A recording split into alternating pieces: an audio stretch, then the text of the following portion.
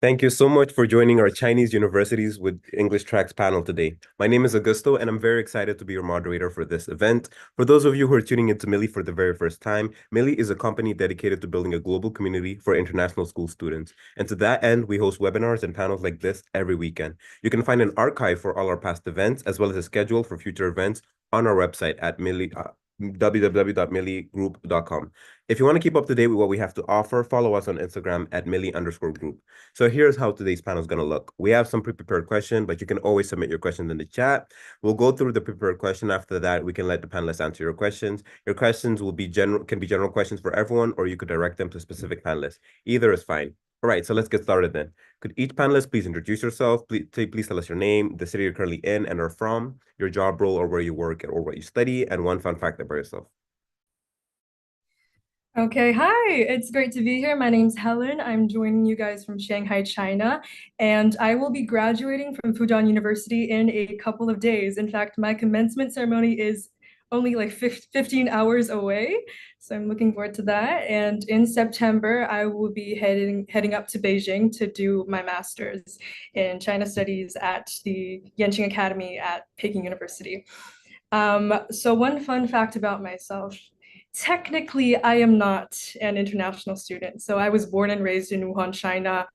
I got to Fudan through the Chinese college entrance exam, and I've only attended local Chinese universities. And I did my undergrad degree in international politics, totally in Mandarin Chinese. So yeah, I might have some trouble answering some of the questions in the Google Doc, but I do spend a lot of time with international people, so I do think I have something to contribute to the panel. Thank you so much. Okay, hello everyone. My name is Ojum Jarrah. You can guys call me Uja or Wujin. My Chinese name is Wujing. And I'm studying at the Tsinghua University, and Chinese name is called Tsinghua. And I'm just joining from Mongolia. So it's just like, yeah, I'm studying for economic major. And then my fun fact about like myself is I'm just like one of the really funny person. I always doing the sarcasm. So that's my fun fact. So yeah, I'm so excited to share my experience and talking about like the Tsinghua University. Okay, thank you. Hi everyone, I'm Abshita. I am currently coming from Shanghai. I am at Fudan University. I'm just completing my first year in medicine and surgery.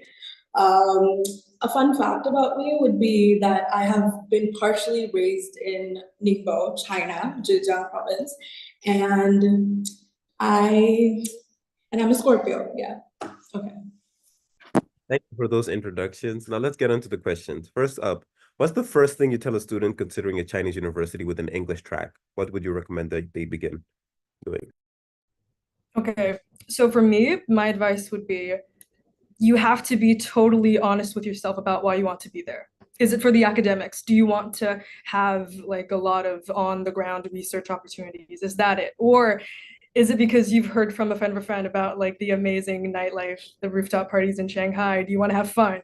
Right? Just be honest with yourself. Don't lie to yourself. Figure out why you want to be there and just do your work, do your due diligence, do your research, and figure out how to get yourself in the position you want to be in. Yeah, complete honesty. Okay, like someone is like I love like Helen's like idea, and then my advice would be like, you're supposed to be like think about like the like so many sides, just not only just like China, China, China. So many people like okay, China, just like okay, the culture is good, and then also yeah, culture is there's like a China has a, like a rich history, and then but like as an international student. As like if you don't have a Chinese, it's sometimes really hard to survive. And then if you really want to study at like in China, like Shanghai is like the one of the like good city is like the one of the big city, Beijing. But like at least if you want to really want to study in China, I think I highly recommend to like at least you have like the basic Chinese like the Chinese HSK 3 or 2 because some of my friends just study for like the fully English program. Sometimes they're just like kind of lost. And then all of the like technology, everything is in China, like Chinese language. So but like at the same time, there's like pros and cons. So like you have to think about like there's so many sides, but like I love China, so I love the cultures as well. Like as a like international student, so I recommend like to like at least know like the basic Chinese languages. Thank you. I would highly recommend after you've decided that you want to come to China that you start with like an open mind and like you really want to like actually get to know the place and like learn the language. That's only how you're gonna learn. Otherwise, I've seen so many students come in for language programs, but then they don't really like it's not as effective because they're more here for, as you said earlier, like partying or like just exploring the country, I guess, more than the actual program itself. How do English taught programs in China differ from those in Western countries in terms of a classroom experience? Oh my God, the pace of these questions, Augusto, like it's the rapid fire vibe is, yeah, God. Okay. Anyways, I think I might combine questions 2 and 3 when answering this one. So one of the common misconceptions about the so-called difference between China and other Western countries is that in social sciences, especially, is that people think that since this is what they call a communist country, there's only going to be one narrative presented in the classroom and like shoved down students' throats, right? But for me, at every single institution across the world, the professors there are going to be a mixed bag. There are going to be horrible people, and there are going to be open-minded, interactive, super intelligent people who inspire students, right? It's going to be a mixed bag. You are going to encounter horrible people who try to shove down one ideology or one narrative down your throat, and you are going to encounter people who are going to light up a fire inside of you in some kind of way. And so for me, there is not like a super easily identifiable difference between these two ways of teaching. It's just you need to come into that experience with an open mind that you are going to encounter different people and you have to be ready for that.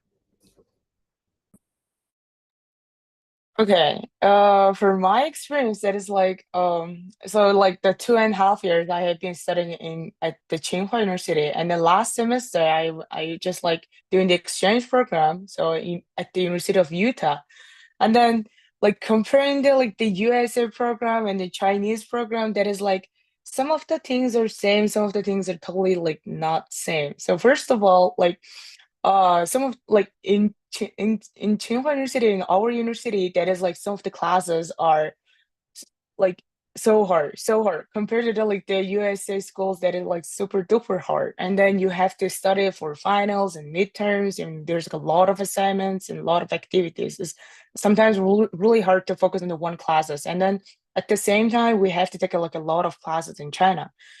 And some of the teaching way is like, I think USA is more open-minded. You can ask the whatever, like they're being like open-minded. So, but it depends on the classes. It's not like the just 100% sure. Because like some of the like the foreigner like the foreigner professors, and then some of the like the more international classes are more open-minded. If you're just taking a lot of classes with the Chinese student, is like more not like open-minded. Sometimes like not like everyone is talking. It's just like some of the people just like barely answer the questions. It depends on the class. And then but like most of the English style programs are like the more open-minded, more open. So personally, my classes are very lecture heavy. We don't have as many seminars because similarly, I had done a 1-year program in like a more international university than Fudan, which is like a public university. So there, like we had seminars and everything, and we were really interactive. But here, they really focus on like content. Like they just want to feed so much content to you at once. And but then for my class specifically, we are like an international students batch. So it's all of us are international students. So comparatively, we're more like we like to talk to the teacher and like interact more. But then I do know like with the Chinese students, when we have like one specific class, there's just no communication between the student and the professor. Now, Ellen, I know you touched on the some of the misconception, but to our panelists, is there any other common misconceptions students have about studying in China that you'd like to correct or that you've seen people portray online?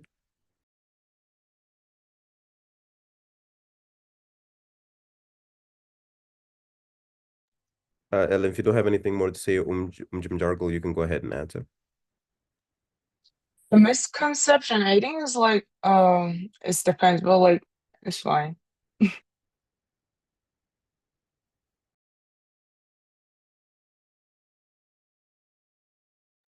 Rashida, I do you have mean, any? not necessarily like China is like more of an experience that you'll have once you come here. So obviously everybody would have misconceptions on everything. Because even back home, if I tell somebody I'm studying in China, they'll be like, "Oh, you're doing this. How is it?" Like, there's obviously many like myths about it, but it's just the experience you'll have to have when you come here.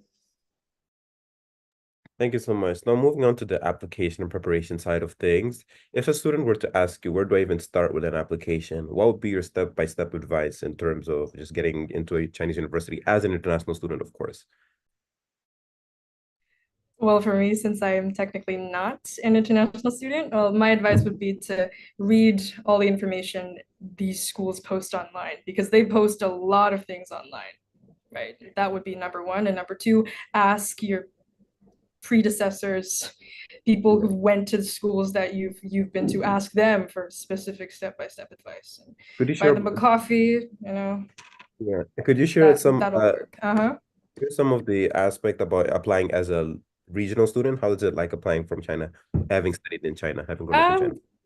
Like I said before, I got into Fudan through the Gaokao, through the Chinese college entrance exam. So it's basically like a nationwide exam, and you go and take the test, get a score, and then you apply to these universities, and they accept you based on that number, like that singular number. So it's pretty straightforward. There isn't like an application process for it, pretty much. Okay. For Tsinghua University, there is like for undergrad major, there's like three round application, first round, second round, and third round. And I highly recommend to apply at least the first one or first and second round, because like the third round, there's like a lot of students applying, and there's like so competitive, like no matter it's like as an international student. And so like the majority of the classes, majority of the things, like the main application is like based on your like the personal statement. But like Chinese personal statement is compared to the USA one is totally different. It's like more it's called like study plan. So which means so you have to like not like narrative ways, like okay, I just like born like this way and then like to grow up like not like you know what I mean, not Australian, not USA, not Western side. It's like the more Chinese. Because like why are you choosing China? Why are you choosing this university? Why are you choosing the like this major? The how you're gonna study? What kind of skill? What kind of the skills do you have? Everything is supposed to be more specific and then clear. And then you have we have to like submit the CV, and then introduction the video it can be like in English and Chinese, but like it's better to like in English.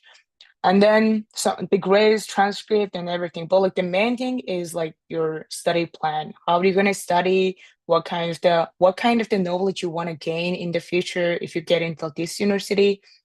And then the second round would be like the interview. Interview is like asking like some of the professors asking the questions. What like they wanna know about like you you really want to get into like this university or not? Like, have you done the research or not? So I think the small tip is like every university, the majority of the university have like open quit or some idioms, and then such as like Tsinghua University has like no sport, no Tsinghua. So they really love like like they love the sports or passionate about the sport. So that would be like small tip. It's like I like sport, like such as Sam is like no sport, no Tsinghua, using that word. And then be more like be more honest, because don't be like talking like okay, I'm just like I'm the chosen one or something. It's like you have to like tell about like the truth about yourself. Okay, if you cannot like know about, if you didn't know about like this stuff, okay, I want to learn in that university. I want to improve myself. I want to make a friends and a culture diversity. You're gonna use the like as an international student, you can use your opportunities. And then like I in my perspective, like a lot of Chinese university love like diversity. So use your diversity, use your opportunity. So I think honestly, if you just follow all the right steps and you do everything they want according to their deadlines, it's pretty straightforward. Like they'll give you like an email like 2 days before your interview, and if you miss it, then it's just like you can't, like there's no redoing it. You just have to be on time for everything. And even like applying for scholarships here, for example, like the deadlines are so tight, and then they give you like a generalized exam. So yeah, honestly, more on deadlines, and they do focus very a lot on like if you match their criteria of like grades specifically. So Now, aside from all the paperwork and the usual stuff beyond the grades, or as others would say, what's something unexpected that can strengthen an application to a Chinese university? I think I have two answers for that.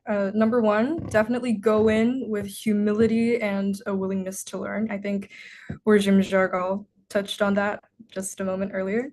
So instead of just assuming you know everything about China, or a certain course you had in high school already taught you so much about China and now you're a China expert, don't do that.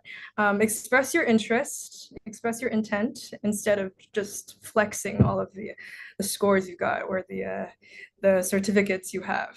That's point number one. Point number two, have a vision. You have to tell that university or that program what you want to do with this degree after you graduate. Do you want to work for, I don't know, a consulting company? Do you want to start your own company? You need to tell that school what you plan to do with the experiences you've had in China. And that's definitely going to help you stand out, because a lot of college kids, they don't know what they're doing with their time.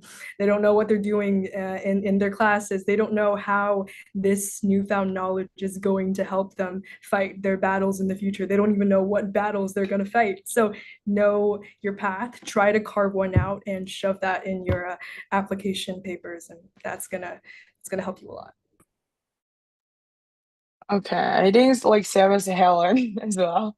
And then like application process is so like stressful. Everyone knows, like everyone went through like this one, like so stressful. It's like there's like a lot of anxiety. It's like, okay, what if I'm gonna not gonna what if I'm not gonna accept it? What if I'm not gonna get an offer? There's like a lot of stresses. I truly understand it. And then well, like you have to express your interest and then passion.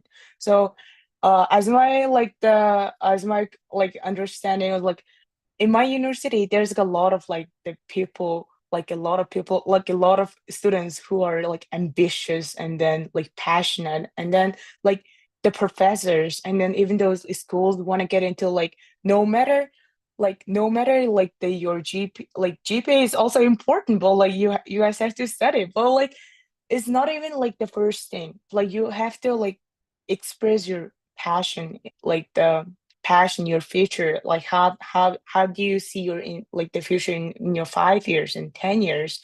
And then at least do you have a goals? Do you have like, already set a goals? That is like one of the most important thing, like the as a like they're seeing from the international student. So yeah, show your interest. personally, I think something that would make your portfolio stand out even more would be like your proficiency in Chinese. Especially as like an international student, they really look at that and they're like, okay, they really want to come to this university and they're willing to learn. So that's like effort you put in before you came to China, right? So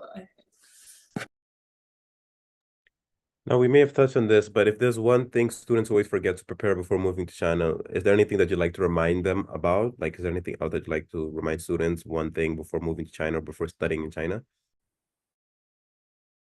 Probably the most important thing would be to figure out how you pay for things, install your支付宝, your PayPal, get new credit cards, follow school procedures when doing that. You don't want to land in a random city and not know how to pay for anything. That's going to be horrible. Yeah. Yeah, like in China, they're not even using a cash and a card. They're just like using the QR code. That is like that's insane. And then second of all, just a friendly reminder that is like download the VPN. Everything, Google, ChatGPT, Instagram, YouTube, everything is not working there. So it's better to download the VPN first, and then you can use it. Like no matter you have to pay or free. So I think, yeah, but like if like so many international students like okay, they didn't have like the VPN, they just kind of lost or just oh my God, what if I cannot get into my like Instagram? I was like, okay, buy the VPN. Okay. That's why like the one like most important thing is VPN. Yeah, what both of them said, like we need Drupal and everything. But then I do remember like students came into my uni and for some reason they didn't have any cash on them on their first day here and they can't even pay for like electricity bills or like you need basic amounts to like get in. So that's also really important to keep some cash on you. And yeah, VPN you need it. What's a unique academic opportunity in China that students might not know about? Is there anything that you may have encountered or you may have seen or that maybe you yourself witnessed that's unique to China? Um, Academic opportunity. I think I'm just gonna say Yenqing scholars and Schwarzman scholars at Peking and Tsinghua, like the two master's programs that I applied to. Yeah, they are fully funded. For Schwarzman, it's a 1-year program. They give you your own room, they give you a monthly stipend, and all the field trips are covered for. It's amazing. And for Yenqing, the program I'm going to in a couple of months, it's a 2-year program. It's also fully paid for. You get your own room. All of your field trip expenses are paid for, and you get to meet different people from all across the world. So it's 120 people per cohort. 20 of them are Chinese. 100 of them are from other countries. So you get this amazing chance to study with different people from different backgrounds in China, and everything is paid for. So definitely look it up. Even if you didn't do your bachelor's in China, this could be a great opportunity to leverage what you learned in undergrad in this exciting new master's program. So for undergrad, there's like the 4 years program. Majority of the undergrad, like the programs are 4 years program. So first year is gonna be like you didn't even know about like what is like academic opportunities. You have to survive this environment. And then from the second year, sophomore year, so at least you're gonna like, okay, there's like, a lot of opportunities. And then because in Tsinghua University, there's like, a lot of like the famous professors, and then like a lot of like some of the like last semester Tim Cook, like the Apple CEO, came like they came to the Tsinghua University doing like giving his speech.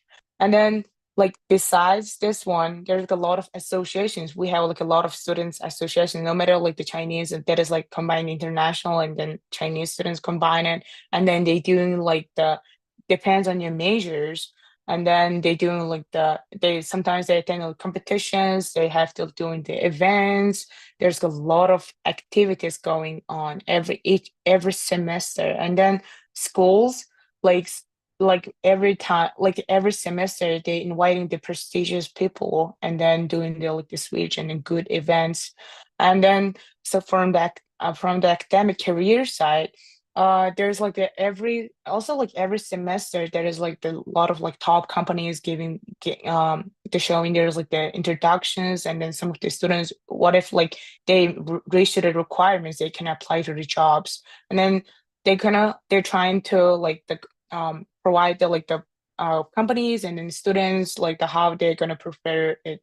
There's like a lot of things. So if you just get into like the top universities, it's gonna be like that gives you more opportunities. You're gonna meet the like so cool people as well, so ambitious people as well.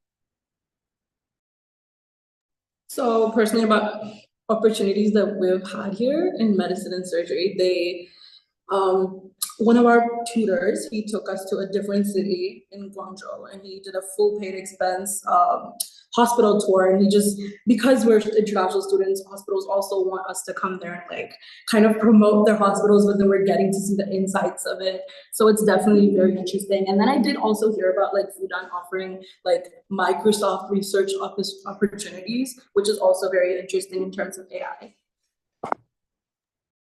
Now, how can students make the most of their coursework to stand out for future jobs or grad school in the country or international?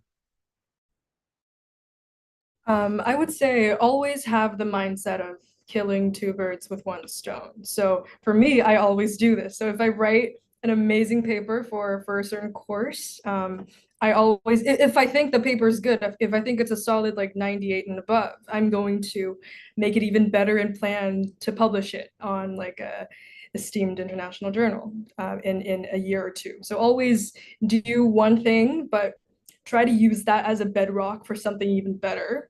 So you're not like doing something from scratch. You're not trying to publish a paper from scratch. You're working off of something that you already did for a certain class in university. So always have that mindset, and it'll save you a lot of definitely a lot of work. Yeah. Can you say it one more time? My Wi-Fi is just like, No worries. The question was, how can students make the most of their coursework to stand out for future jobs or grad school? there's so many people like they wait until like after when they graduate, they want to do like jobs and they just continue doing the masters. But it depends on the market as well, because like the market is like the job employees market is really hard to like after the undergrad we graduate the undergrad, and then it's sometimes really hard to find a job because of the economy is not that good. But like sometimes we just like applying to the master degrees, and then like after when we just like done to the undergrad. But the main thing is like to be prepared, like the doing the both of them. It's like once you get a job offer, or just like once you get the offers from different universities, or just continue to like doing the masters. I think you can choose afterward, like all of the most of the our career coaches are saying like do the both of them, applying to the jobs and applying to the universities, and then after you're gonna choose it.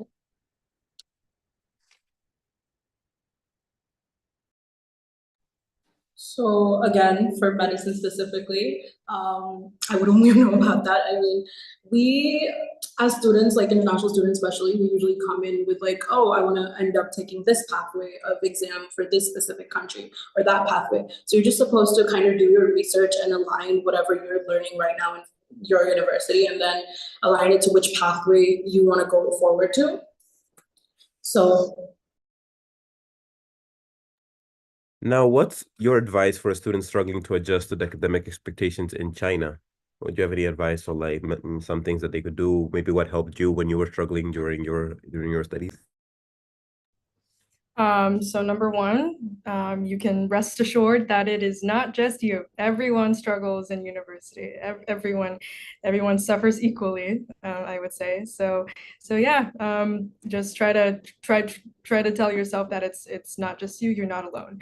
Number two, I would definitely advise you to talk about this academic pressure, not just with your friends, because they don't know too much more about this topic compared to you. So definitely talk to someone senior, someone like your favorite professor, perhaps. I've done so many office hour sessions in my 4 years here at Fudan, and I feel like talking with a professor who you know thinks your work is good and who thinks you're smart, it gives you such an amazing confidence boost. So yeah, go ahead, email your professor, let him or her know what you're going through, and grab a coffee with them. It's going to help, I promise.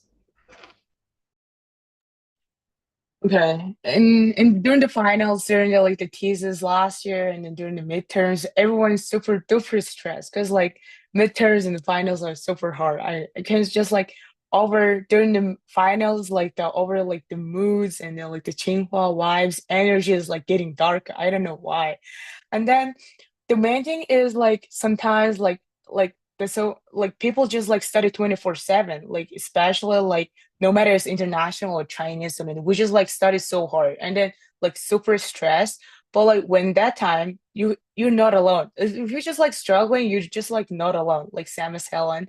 And then sometimes you just like take a break and then, okay, you have to like take a break or just like, okay, just like take a deep breath. You're not just alone, or just like if you're super stressed or depression, you can like make an appointment for therapy session.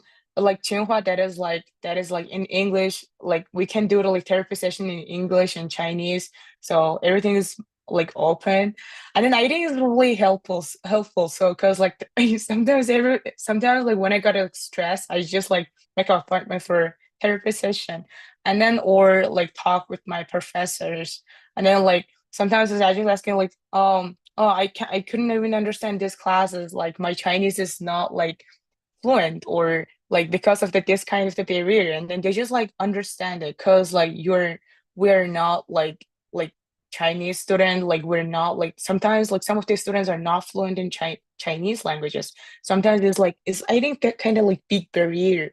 So we have to study more and we're spending more time because like studying like trying to find out like the like YouTube videos or something.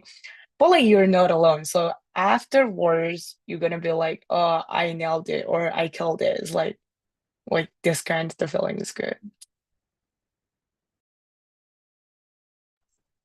Yeah, so honestly, we struggle so much during finals as well. And sometimes you're like, oh my God, I'm gonna fail this class. Best thing to do, go to your TA. Ask your teacher assistant what to do. They will guide you because they're literally there to help you through this course. And I don't think any, like, obviously teachers are not out there to fail you, but then I do see specifically like international students struggling much more with the course because it's just very different from, and especially like grading as well is very different from what we're used to in our countries. And yeah, honestly, just asking for help here. It really, everybody's there to help you out getting through the course. Thank you so much for that advice. Now let's move on to campus and student life. What is something about daily campus life in China that surprises international students that maybe you have experienced yourself or that you've seen international students experience? Okay, for me, my international student friends joke about this all the time. They say that the Chinese kids on campus look depressed 24/7. They look like they have the life drained out of them. The campus is so quiet. The canteens are quiet. The library, like people look like it looks more like a morgue than a library. Yeah, they say that all the time. Yeah, um, so you can see that the universities here, the academic pressure is real. You know, like people are consumed by it. So even though there are a lot of after school activities, a lot of clubs on campus, like the first thing you see is like students struggling under pressure, like the question that we discussed earlier. So I guess that is something you need to get used to because I did an exchange quarter at UCLA and like that was a completely different vibe. You know, it's an extremely sporty school. The sun is always shining, you know, and people are always out and about. So I would say just that silence and that depressed vibe it is true, somewhat true, and it takes some getting used to, definitely. Okay, over university, like campus is super big. Oh my gosh, it's like is when I was in like the first year, I was super shocked. It's like everyone has like the bike or like the motorbike, but like it's super big. It's like the walking is like impossible. Going to the classes or like half like 30 minutes walking, that is like a lot of time. So everyone has a bike. And then I saw like the bike traffic jam. I was like, what? Whoa, there's like the bike traffic jam. I had never seen it before. And then that is like kind of like the culture shock to me. And then during the like the fall semester, spring, like beginning of the semesters, like fall, beginning of the semester, and then spring, late after like the finals during the spring.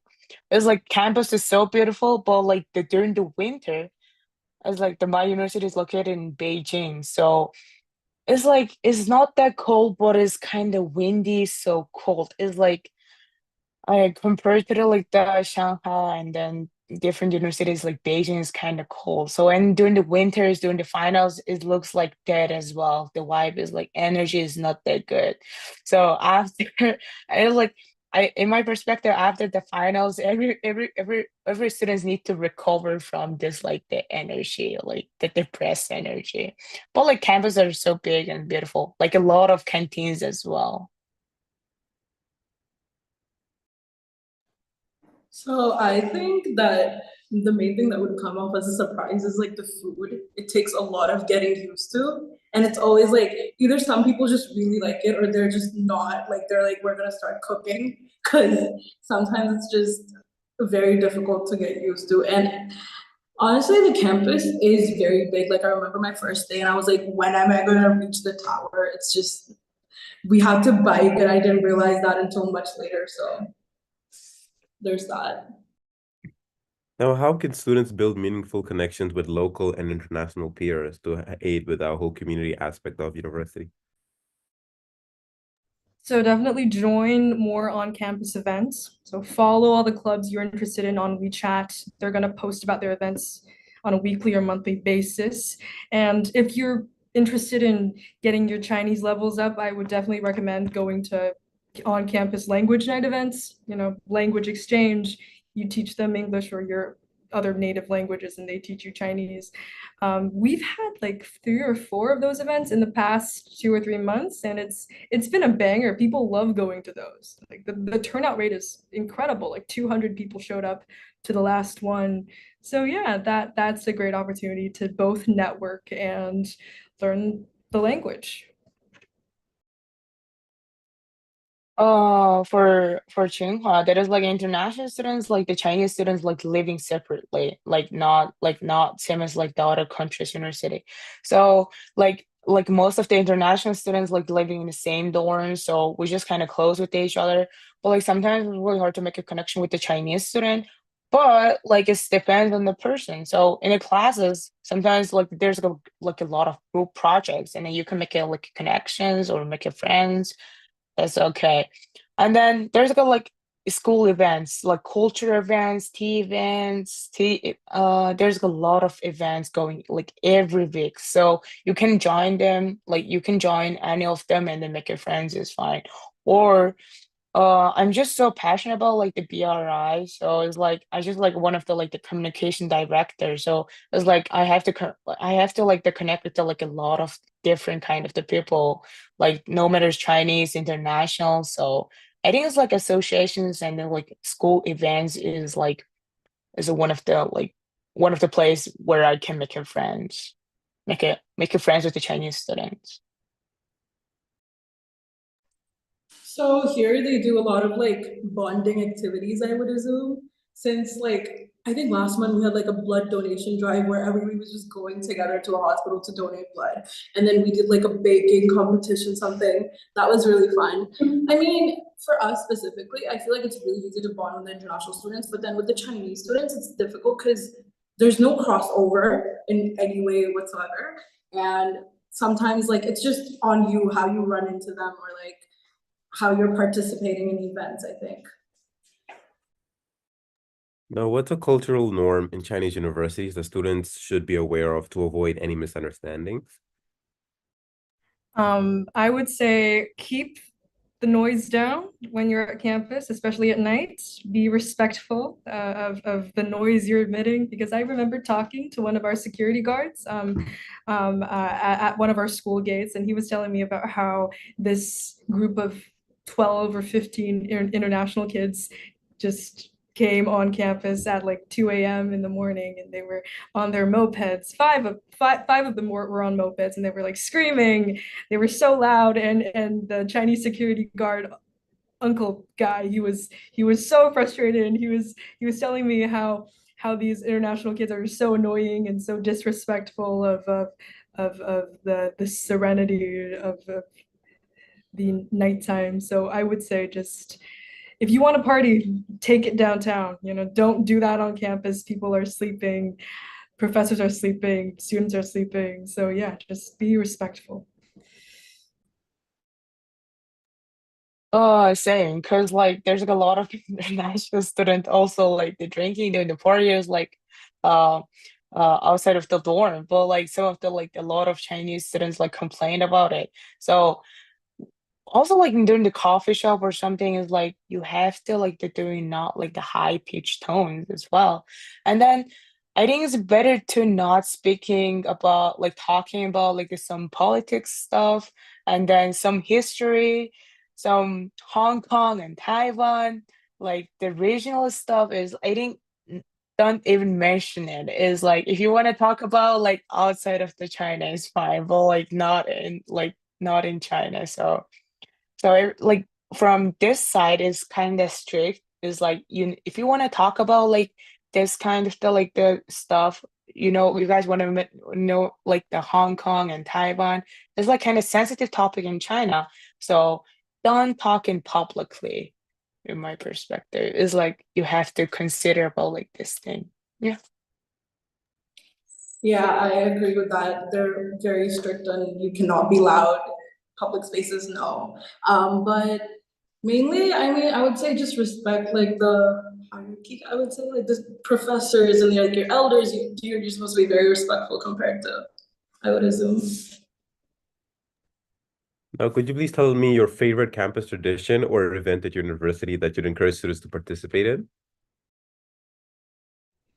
I would say at Fudan we have an annual club fair thingy where I think we have about 100 or 120 clubs on campus. So there would be this uh, day where all these clubs would have their own little stand where they would showcase one of their if it was like a baking club, they would hand out pastries. If it was an archery club, they would have like these targets and bows and arrows where you could participate. So it's like a really good way to get like a snippet of what each of these clubs are offering, and you can decide, hey, that looks fun, I want to join that. So it gives you like this little sneak peek window into what community you might want to integrate into.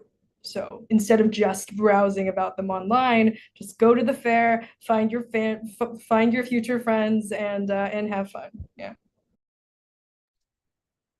I think like ours the same because like every like beginning of the semester, the second weekend, and then there's a club first that is like the 150-ish like the association showing their like introducing their like the clubs associations, and then there's like a lot of like such as like wine associations, tea culture associations, like everyone, like every kind of the sports and every kind of the culture and interest, and then some of them is like DJ and then dancing clubs, and then some of them is like ski. No, like we do have like ski, skate, and then show like the depends on you what are you interested in like and but like some of the students are kind of like they're scared like oh, what if like I cannot speak Chinese, like what if I really want to join this association, but like what if I'm like I cannot communicate, but like in our university like the majority of them can speaking English, so that is like there is no like the language, there is like not like the big language barrier, so it's fine. And then everyone is like the more open, so it's depending on what are you interested in, more academic side or more sport or music or wine or tea. Yeah. So recently, I think we had like a cultural fair. I don't remember what it was called, but it's like a very lively event where all different students from like different countries create their little booths, and then they're like basically like food from your country or like culture basically, and like it's very lively, inclusive, and it's like a great way to make friends as well. So. Now, moving on to career and opportunity, we've touched on this, but is there more that you'd like to share? Please do. How do Chinese universities support international students in finding internships or jobs locally if they'd like to stay in the country? I think Ishida touched on this earlier. our universities or our respective colleges or departments, they would take students on field trips to local companies like tech ones, especially, ByteDance or companies like that. And that would be a great opportunity to, get to know the company from the inside out and maybe get some of the contact infos of the HR department in that company. But for me, on top of that support you're getting from your university, I would definitely suggest networking on your own. Build a great LinkedIn profile and reach out to those people that you met offline on LinkedIn to strengthen that connection and lock that possible internship position in. Yeah, so just go there, have that field trip day, and just let that blow over. Try to lock that in. Yeah. University is gonna like providing like as trying to like they're providing like the opportunities, but like we have to grab this opportunity. If you just like the pass them, just like it's gone. And then we visited like a lot of like the like top companies like Bloomberg, Xiaomi, and then but we have to, as the Helen said, as we have to make a connection with ourselves. And no matter it's like uni, and then when we visiting the companies, we have to like at least we make it like connections or no matter like in the person or LinkedIn by schools by professors, and we're trying to in our university is like there's inviting a lot of like the person who is like that successful in doing like the in their field like AI like economic or like engineering, and then trying to like invite like the people who work in the top companies and then sharing their experiences. And when that time we trying to get like the more network and then make a connections, but at the end, but like you have to apply jobs and then applying the internship, not just like 100 in our university. Like I recommend like you above like 1,000-ish, like minimum 1,000 jobs you have to apply it because there's like a so like job market is so competitive. We have to find our like the internal referral. So all of the things are depends on you, but like school is still providing the opportunities. So for us, my university would provide me with like a 2 year, I think almost internship, like my fifth and sixth year, where they'll just give us rotations at a hospital and within China. But then any other internship that we want to do in a different country or a country we want to go to, that you'll have to arrange that yourself with research that you do yourself or connect with hospitals that you know.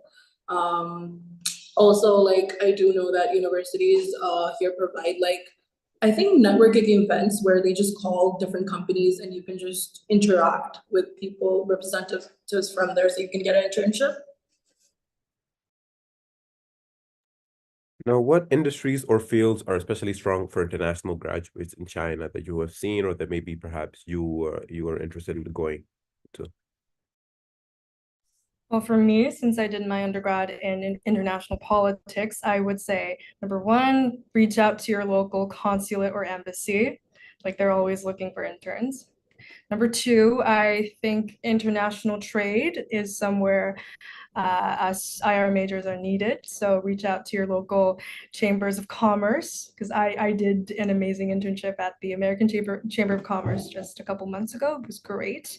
And aside from that, because I do think that chambers of commerce and embassies and consulates, since they work at the intersection of all these different companies, that gives you like a great launch pad for connecting with these different companies because they all work with the consulate in some way or another. Because people need visas, right?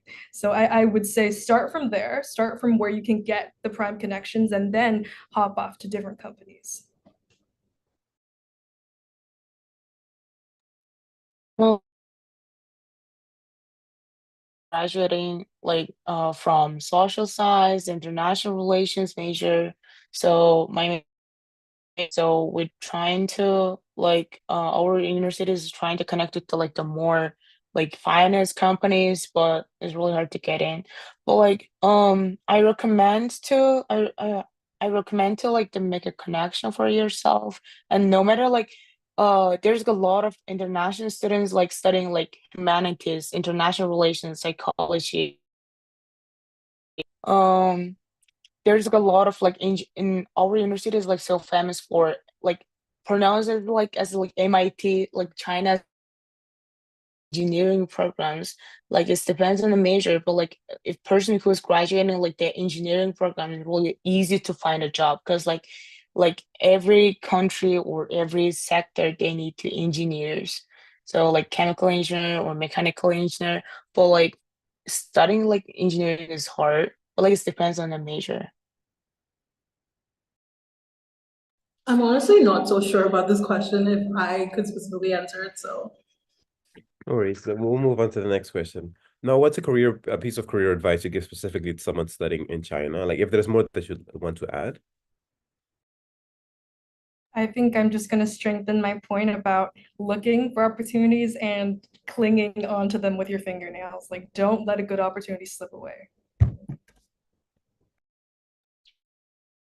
From my perspective, that is like there's like a lot of opportunities as well. Because like we have to learn a lot of things that is like compared to the different countries, Chinese technology is insane. And then a drone is like just uh uh doing like Starbucks or something. And then um the technology and then but like in my perspective it's like there's like 1 billion people there, so there's which means there's like a lot of like business opportunities if you guys share like the ideas or uh we can like I think like there's some international students like they doing creating the app or like start a business entrepreneurship. I think there's like a huge opportunity because like there's 1 billion people there because like some because like I'm from Mongolia, there is like 3 million people. So I think the population is kind of small. It's really hard to do in the startup businesses. But like I think there's like a lot of opportunities. Just grab the opportunities. And then learning the culture. Culture is so rich. I like the Chinese culture as well. Advice I'd want to give is learn the language because especially if you're going into a hospital, you can't even communicate with the patients or let alone if the doctors are trying to tell you something, it would be easier for you, for yourself if you understood the language. Let's move on to the unique aspects and hidden gems. Now, how can students travel and explore China affordably while balancing studies? So if you have any financial advice that you'd like to share with students about managing your studies as well as exploring and enjoying the city and the cultural aspect of studying in China. Honestly, I think I'm going to hand that question over to you guys. I haven't been traveling for like a couple of years. I've been working my ass off. So go ahead, guys. Okay, I love travel. And then like this fall semester we have like the Golden Week, like in October, first week of the October, and then spring semester there's the Labor Day 1 week 1 week holiday. So like every holiday I have been traveling with my friends is like going to Shanghai, Guangzhou, and then Hong Kong, and then Yunnan, Qinhuangdao. Cause like compared to the like okay, let's travel there. Let's travel there. Sometimes we're doing the social research work, like the research work, and then some schools like during the holiday, school is like free. Is like it's kind of like the weekend, like at this, and then it's school funded, so it's free. And then we have to pay, and then during the just like the friends vacation, we just uh like in China, living in China is like I think is like much more cheaper compared to a different country. Such as like everything is so like convenient because like train and then fly. At least they have like the like a lot of like trains, so it's like the much more cheaper. And then and financially, in living in China is like much cheaper compared to the USA, compared to the European countries. So every city is like different. There's like special foods, like specialties, like they call tus. It's like it's I think you're glitching a little bit. places. Okay. What about now? Is it working? It's Sorry no about that one. worries, no worries. Okay. Okay. Compared to the different country, China is like the much cheaper. So if you want to study in China, it's just like travel as much as possible. And then every city has like there's like, special places, special foods, and then trying the new foods are so fun. Yeah, I think you brushed up on most of it, and I would highly recommend like trains and stuff to travel around in China. It's very convenient, very cheap, again, very affordable, and you can always get like little student discounts. I don't know if we can do that for trains here, but then we could definitely do that for flights, which is great. Let's move on to our closing and our reflection. If you could go back to your first year studying in China, what's one thing you do differently? Well, I've been studying here my whole life. So, um, well, I actually don't think I would change a single thing because for me, I've always gone after what I wanted without, thinking too much about it. But if there was one piece of advice I would give to myself, it would be to care less about what other people thought of the decisions I made. So because I was trying to balance, engaging with the international community and holding on to my Chinese one, I had to be that bridge. So I could not spend as much time as I wanted with both of these groups. So it made me this kind of weird in-between person. That was what I thought, but I did not need to think of myself in that way. Like I could exist as this unique person building bridges with unique groups of people, and that was perfectly fine. So just stop the overthinking, do what feels right in the moment, and everything will work out just fine.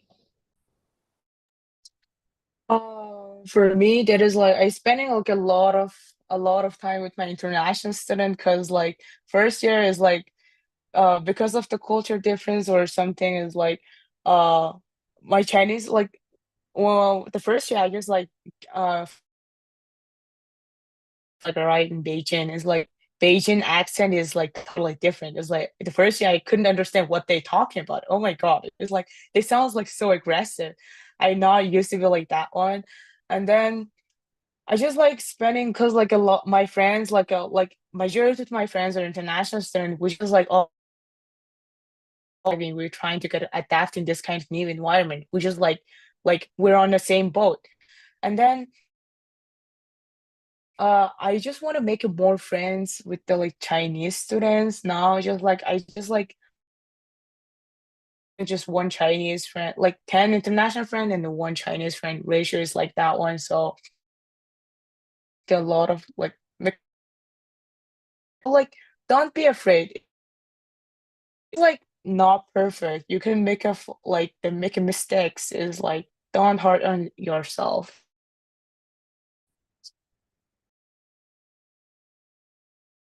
So since I'm still finishing up my first year, I don't know what experiences I'll want later, but um, I would definitely want to join more activities and like clubs or like more campus events, and definitely like interact more with the Chinese local students.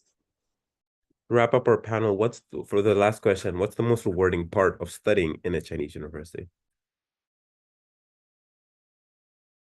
Um, I think this might tie into one of the questions that we were answering that was listed in that Google Doc. It's the importance of learning about China and being a China expert. We're living in this great era of uncertainty, and one way to combat that uncertainty and to demystify China in the eyes of the West, to try to break down this truly terrifying image of the rising dragon, you need visibility and you need communication, and that's what we're doing here, right?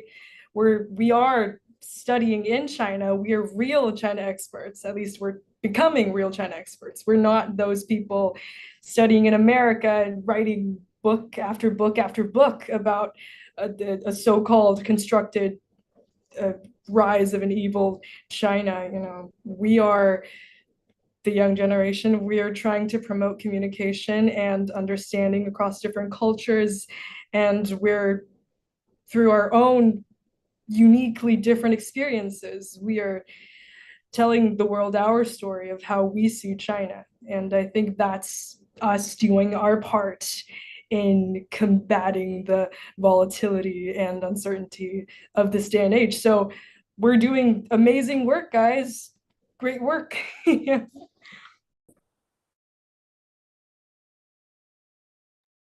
Millie, can you say it one more time? Because like, the Wi-Fi is No not. worries. What's the most rewarding part of studying in a Chinese university? Wording part, right? Of studying, the most Oh, rewarding part. oh, Most. okay. It's like the last semester as I mentioned, like I was saying like in USA, Utah, and in USA and China, there's just like a lot of like propaganda doing the propaganda with each other. But like China is like I think like after doing studying at the China and then studying at the prestigious university, that is like there's like the reputation with the like cool reputation. I feel like always like the great hope is like, oh, after when I graduate, I think I have like, okay, there's a bright future or something. Always like think about like the more positive side as well. Cause like we just like we're just doing well. And then we're just like surviving this kind of the like so competitive environment is not that easy. It's like we're not supposed to be the like top number one, but like at least we're surviving in here. We're supposed to be like at least make it like clap or something. Is like we have to proud ourselves.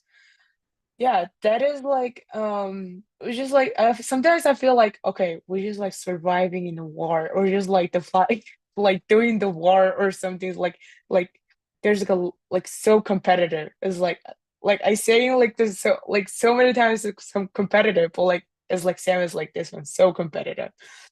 So we have to prod ourselves, and then there's after when we graduate, there's also like good reputations is coming through because like in China's top like companies also like think seeing from this perspective. Oh, you graduate like Peking, Fudan, or Tsinghua like top universities, and then at least like gives you like, a lot of opportunities as like awards. Okay. At Fudan or like these universities, you're learning from like the top tier professors you could get, and you're living in such amazing cities. At the same time, it gives you so much exposure. There's just so much you can learn in China, and especially like you're learning a new language while you're at it, especially one of the biggest growing economies as well. So, yeah. We are at the end of our time, but thank you so much to our panelists for spending the time today. Wonderful insight into the breadth of areas to specialize in, what the key highlights are, as well as some things to watch out for in the realm of Chinese universities with English tracks. So thank you so much for being so open and honest. Thank you also to the viewers. I'm sure you can all agree that our amazing panelists have done a fantastic job and provided some crucial information to guide decision-making around your next steps. Once again, if you need any help with university and career guidance, do check out our website and Instagram. With that said, one last huge thank you to our panelists. Thank you so much, all. Have a good day.